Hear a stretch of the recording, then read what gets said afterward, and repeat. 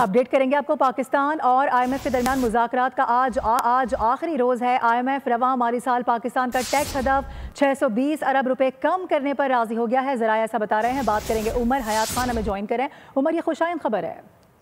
जी बिल्कुल, रवा माली साल का जो टैक्स हदफ है वो अब 12,970 अरब रुपए के बजाय 12,350 अरब रुपए तक होने का इम्कान है।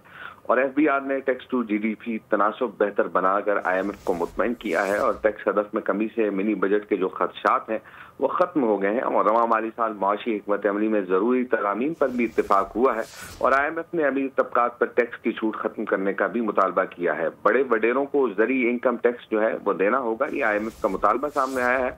और IMF ने यह भी मुतालबा किया है कि जो बड़े सनतकार हैं उनको 20 सुपर टैक्स जो है वो देना होगा। जी ठीक है, इस हवाले से आगाह करने के लिए उमर आपका बहुत शुक्रिया। सब्सक्राइब करें और बेल दबाएं ताकि कोई खबर रह न जाए।